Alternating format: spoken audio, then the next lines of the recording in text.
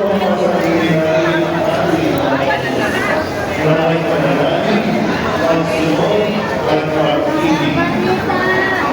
mga sinimulan na ating ipagdiriwang, mapagpakulang natin ang ating mga kautulan at kasalanan, at hindi natin sa Panginoon, sa nalimutan na awalan at pagkawalan.